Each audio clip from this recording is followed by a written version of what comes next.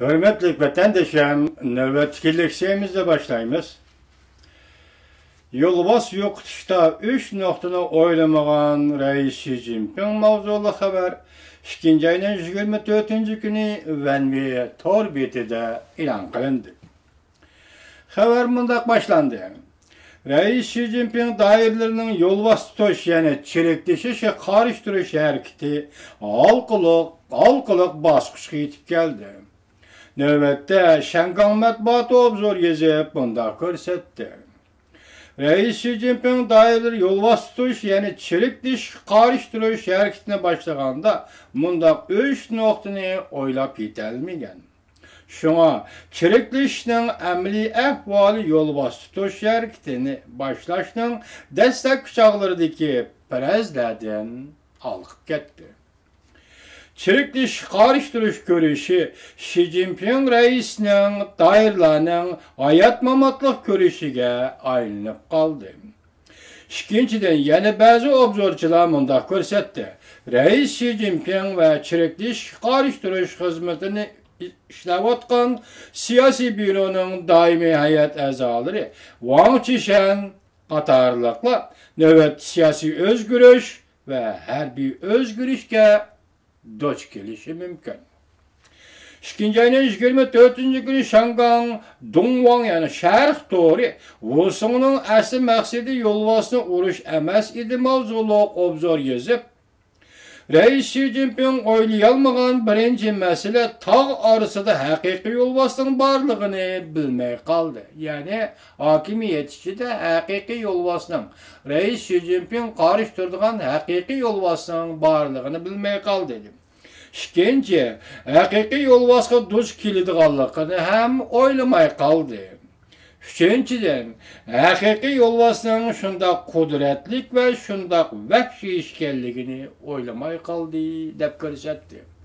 Demak, Rais Xi Jinping harakat boshlab chereklashga qarishtirish harakatini boshlab qarishtirgan bu kishilarning shundoq vahshiy va shundoq qudratli kuchga ekanligini, bu kishining intayin zo'r kuch ekanligini Rais Xi Jinping o'ylamay qoldi, oldin ko'rolmay qoldi deb ko'rsatdi. Obzor mundaq davomlashtirildi.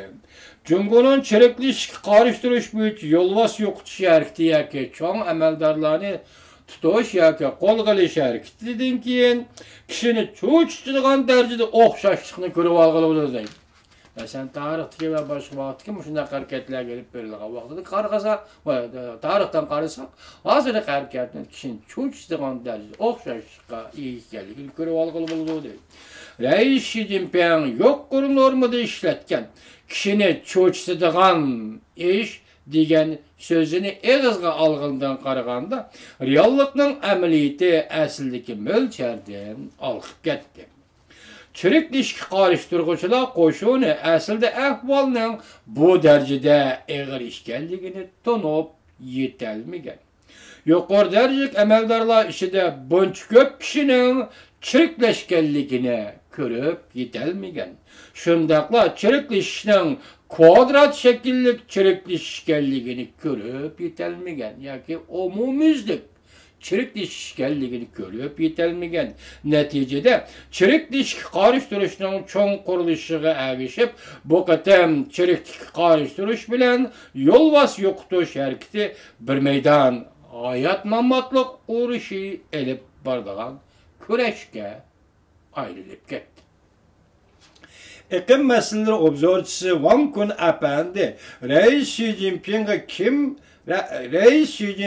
kim ziyankesh qiladi mavzuliq elektronlik kitobida Rais Xi Jinping rahbarligida elib berilayotgan partiya ichida, armiya ichida chereklashga qarishtirish harakati siyosiy o'zgarishga yoki harbiy o'zgarishga elib boradi deb psixikalik kuzatish bilan o'ylaydigan odamlar borgan sari ko'payishga boshladi deb ko'rsatdi.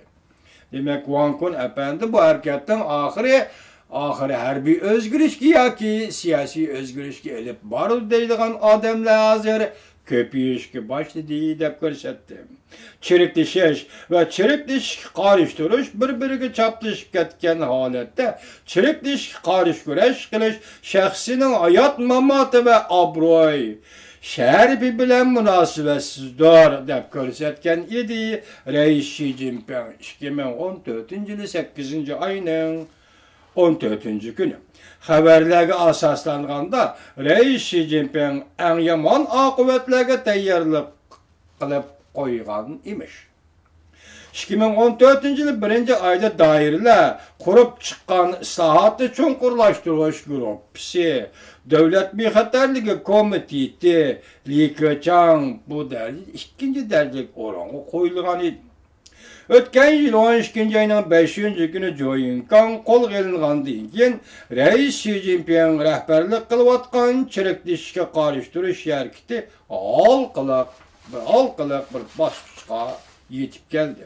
2-oyning 23-kuni Markaziy komitet taftish komitetining blogida e'lon qilingan chiriklashishga qarshi turish birdamlik shamol deyish bir rivoyat mavzuliq maqolada bu bir meydan çoqum g'alaba qilish kerak bo'lgan erishishdir.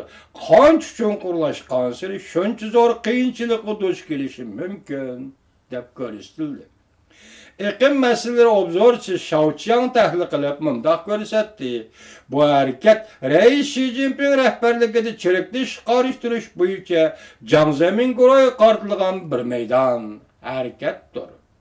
Jiang Zemin guruhi garchi qonun, adliya, huquqi, armiya va siyosiy huquqdan ayrilib qolgan bo'lsa-mu, lekin bu guruhning partiya, armiya va jamiyatning har qaysi qatlamlarida qilib qolgan qalduq ko'shlari va manfaatdor guruhlari yanada Rais Xi Jinpingning chiriklash qarshi turish harakatiga to'sqinlik qilyotdi. Obzorchi mundaq ko'rsatdi.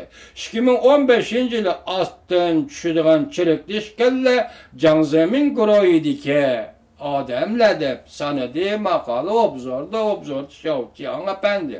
Birinchi Liu Yinshan bu kishi hozir 7 doimiy hay'at a'zosining birikizib Markaziy komitetining bir a'zosi.